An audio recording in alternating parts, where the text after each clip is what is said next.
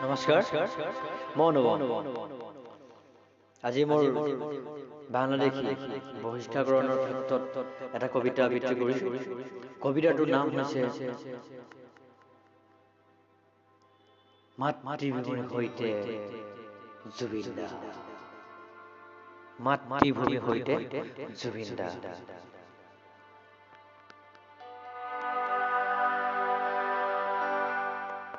মোৰ গাত লাচিতৰ তেজ আছে মোৰ গাত লাচিতৰ তেজ জীৱন দিম কিন্তু মাতৃভূমি নিদিওঁ কদাপি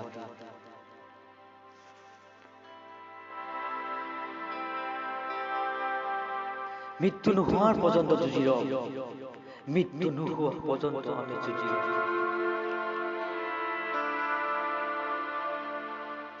বাংলাদেশী তহঁতক কাটি তেজৰ নদী বোৱা তহঁতক কাটি আমি তেজৰ নদী বোৱা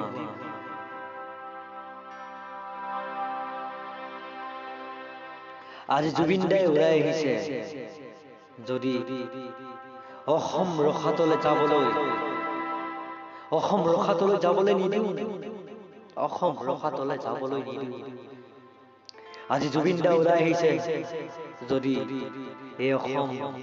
এই সোণৰ অসম আমি ৰসাতলৈ যাবলৈ নিদিওঁ ইমান দিনে আমাৰ খং উঠা নাই ইমান দিনে আমাৰ খং উঠা নাছিল আমি সহজ সৰল মানুহ দুখ কষ্ট সহিব নোৱাৰো সেই দেখি নিষ্পাক্ষিকভাৱে থাকিবলৈ অনুমতি দিওঁ কিন্তু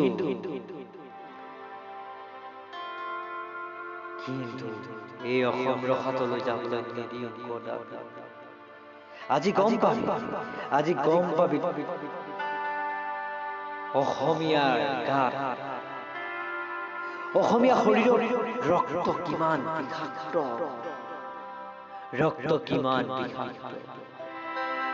ধন্যবাদ